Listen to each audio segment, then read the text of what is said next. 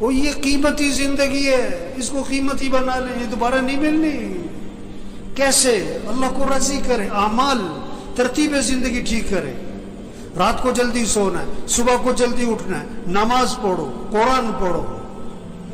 اشراق سے پہلے جو سو جاتے ہیں نا، یہ جو اٹھتے ہی نہیں ہیں، یہ جو فجر پڑھتے ہی سو جاتے ہیں، یہ برکتوں سے محروم ہوتے ہیں۔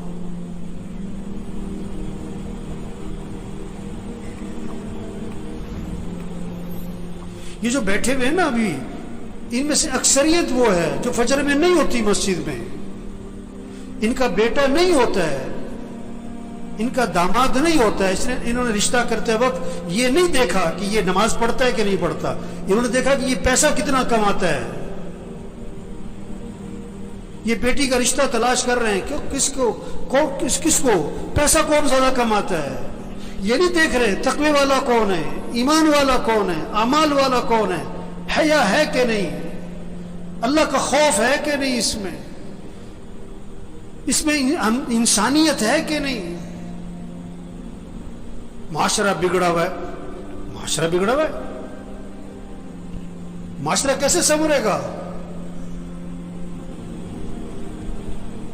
بھئی تم اپنے آپ کو ٹھیک کرو، تم اپنے آپ کو ٹھیک کرو، اپنے گھر کو ٹھیک کرو، اپنے بولنے کو ٹھیک کرو، اپنے سننے کو ٹھیک کرو، اپنے دیکھنے کو ٹھیک کرو، اپنی کمائی کو ٹھیک کرو، اپنے خرچ کو ٹھیک کرو، اپنے گھر کے نظام کو ٹھیک کرو، معاشرہ سنورنا شروع ہو جائے گا۔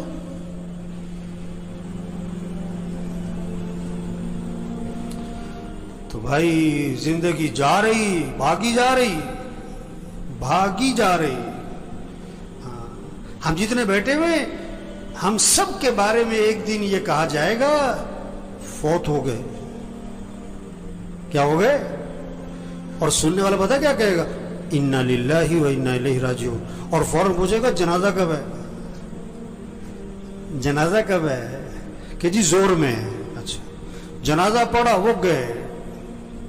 اکثر جنازہ پڑھ کے گھروں کو کچھ جو بہت قریبی ہیں دفنا کے، اور دفنا کے گھر میں آتے ہیں، اور پتہ کیا ہوتا ہے؟ روٹی لاؤ، بوٹی لاؤ، گرم گرم، 2 4 5 6 دن تذکرے ختم۔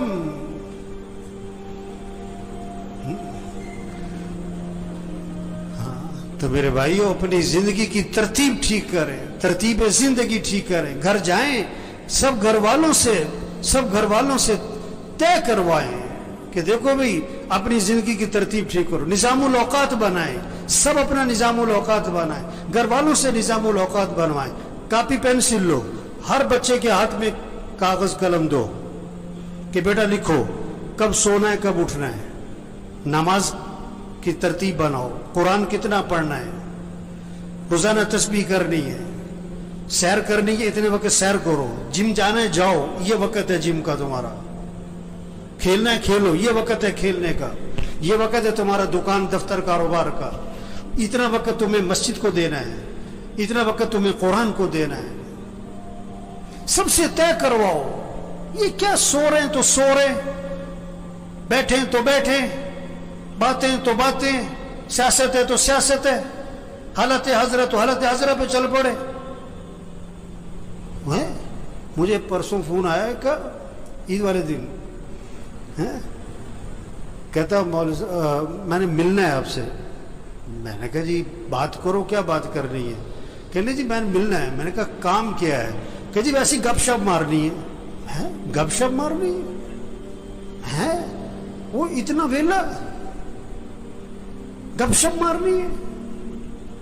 وہ مسلمان کے پاس کہاں وقت ہے گپ شپ مارنے کا؟ کہتے ہیں بیٹھو یار، کوئی وقت بیٹھ کے وقت پاس کرے۔ وہ یہ بڑی قیمتی زندگی ہے اور نہیں ملنی دوبارہ، اور جا رہی ہے۔ ایک ایک دن قیمتی ہے، ایک ایک منٹ قیمتی ہے، ایک ایک لمحہ قیمتی ہے۔ اس کو قیمتی بنا لیں۔ یہ گنے کا رس بیچتا ہے نا، گنے کو ڈالتا ہے بیچ میں مشین کے، پھر چھلکے کو دورہ کر کے بھی ڈال دیتا ہے، چورا کر کے بھی ڈال دیتا ہے، اس کو نچوڑتا ہے اچھی طرح۔ اس طرح اس زندگی کو قیمتی بنا لیں۔ عجیب بات ہے، اگر کسی کی سمجھ میں آ جائے نا، بڑی عجیب بات ہے، بہت ہی عجیب بات ہے۔ اگر سمجھ میں آ جائے، نہ سمجھ میں آئے تو کچھ بھی نہیں ہے. وہ دفنانے کے بعد نا قبرستان میں کسی نے پوچھا کہ جس کو ہم نے ابھی دفنایا ہے اگر اس کو دنیا میں واپس بھیج دیا جائے تو یہ کیا کرے گا؟ نماز چھوڑے گا کہ پڑھے گا؟ کہ پڑھے گا. وقت کیسے گزارے گا؟ کہ بڑا صحیح.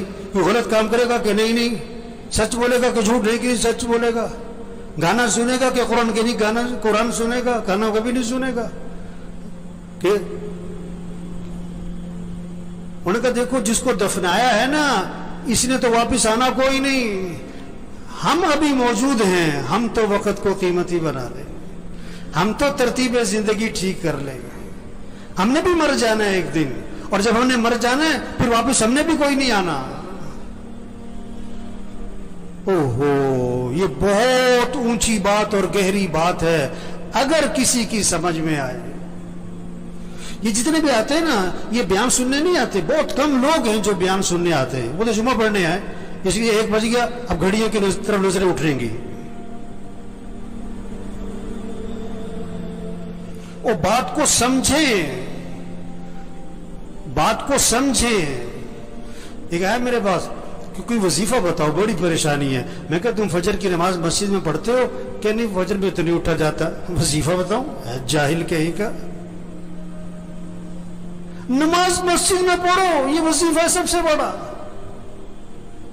نہیں تو کوئی وظیفہ بتاؤ. میں کہا اچھا روزانہ قرآن پڑھتے ہو تم؟ کہ نہیں جی قرآن پڑھنے کا تو وقت نہیں ملتا. اور یہ قرآن وظیفہ ہے.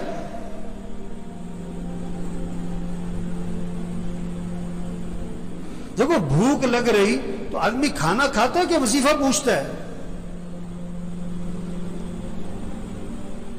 گاڑی خراب ہو گئی تو گاڑی ٹھیک کرواتا ہے کہ وظیفہ پوچھتا ہے؟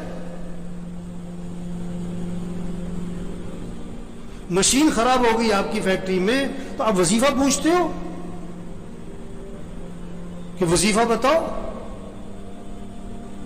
مجھے بہت سے لوگ آتے ہیں اب مولوی صاحب یہ ذرا پھونک مار دینا.